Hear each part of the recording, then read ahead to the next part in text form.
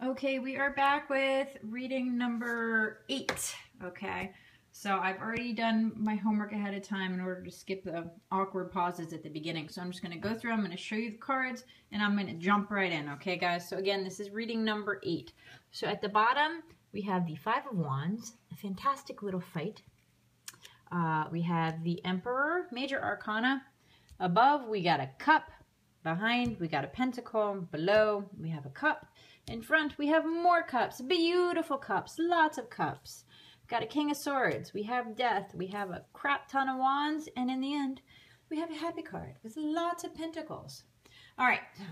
On my chair over here. All right. So our person card is going to be a wand. And I know who this is, so I know that this completely applies. The Five of Wands is pretty much... you're in the middle of a battle that may not even be your battle, but you have to take up weapons anyway and fight for what you believe in. Yeah, I know that's true. She's been having a lot of issues with stuff. Covered by the Emperor, that's a good thing. The Emperor is one that's going to cover your butt, bring you justice, but keep you in line, all right? Behind, a new vocation. I know this is true for a fact, so yay, tarot cards. I know she's jumping into a new foray, and I can't say what, or else it'll tell you who it is. Above you, this is one of my favorite cards. This is the Seven of Cups. And what this is like, you know, door number 1, 2, or 3. Except you can see door numbers 1 through 6. But you can't see the other door, right? So what lies ahead of you, what's covering your whole thing here, which I'm pretty sure has to do with the money and the books, is that you have all of these paths before you, but it is absolutely human instinct to choose the thing that is covered. I have no idea why. Again, it might be the donkey behind the doorway, but the human instinct, for whatever reason, is to believe that the thing that is covered is best. The point of this card is to show you that it may not be the best. The best may be the fantastic cup filled with jewels and wonderfulness. You know, world peace. I mean, maybe you like statues. Who knows? The point being that under the kerchief might not be what you think it is. It may be the donkey. All right. Below you, the Loss of Cups. This is one you could absolutely write a whole book on. This card speaks to the loss, right? As you can see, the 3 cups are spilled in front, and the person is very sad for the wine, the breast milk, whatever liquor was in those cups. It's spilled, it's gone, it's done. The person is mourning their loss. But what they've forgotten about are these 2 cups behind them, okay? And that's the point. Even though it's under, remember, this is something that can either pull you down or lift you up, push you up. We always forget in the midst of some kind of loss that there is some kind of support behind us. There is something there that we're meant to pay attention to, that sometimes we get so sucked into our loss and so sucked into some kind of thing that we're sad over, depression, you know, a health issue, when we forget that there are still things to be grateful for and recover from, okay?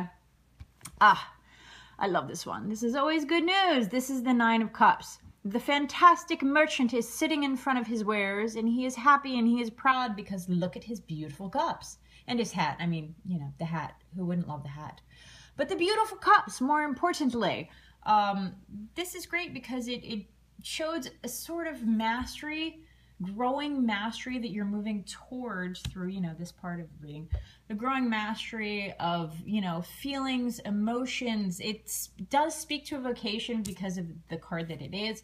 But it's great. It's a great card. It's kind of a pat on the back card. Like, congratulations, you're almost there. You're going to get there and be happy and successful and show off your wares kind of thing, which I know totally applies to her as well. So going for that. All right. King of Swords. You know, kings are always double-edged anyway. You know, kings can be great. They can be King Arthur's, or kings can be terrible. They can be Vlad the Impaler's, right? I mean, the thing about this king is it's your environment. And we can look at this either way. And I'm going to say that this could go either way. I don't think it's a person. I think it is something surrounding a situation, because the next card is Death. And of course, Death death permeates our existence. Death doesn't always mean death. Death typically signifies change. And I know for a fact that she's been going through changes, so I'm definitely saying this is the change.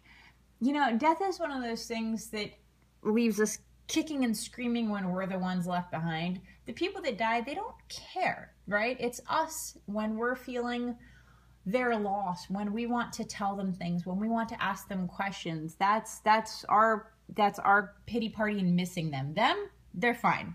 They're fine. And that's the point of this card, is to say that change sucks. It does, but it has to happen eventually, and typically it's a constant thing. You kind of get used to it, but it still sucks. So, King of Swords is going to help us out during this change, even though it's going to suck. Obviously, we're going to get through it. More importantly, this really, I think, should be her card at the bottom, because she is always carrying too many wands. I mean, the card itself certainly tells the story of someone that is taking on too many things. And the point of this card is to say that, hey, you know what? He has two arms. All he has to do is drop those. That's it. Drop it. Drop all those worries. Drop all the fear. Drop all the stress. Drop all the crazy. Remember, wands speak to emotions and paranormal, spiritual kind of things. So if you've been carrying a heavy burden on your heart, I know she does, drop it. Stop. Let go of the wands. Pick up one or two that you need, and then walk away. All right, and finally the end. The end is a happy, fancy, fantastic celebration with people and dogs and money. Frankly, it's a great answer to the question, you know. And I don't think this was a specific question. I think this is definitely more of an overview, whereas the last one, looking back on it, it seemed to apply to some sort of job or money kind of thing. This definitely is more of a general overview, because it talks to her transition through learning a new vocation, figuring out that the thing under the kerchief wasn't necessarily what she expected, the feelings of loss, the completion that she's moving towards the mastery of, a situation upcoming that may suck. If only she'll drop the wands and enjoy the life with her family and money. It's a great reading, number 8. You know I love you. I'll talk to you guys later. Just to show you again, if I can do it without the glare. There you go. All right, moving on to the next one.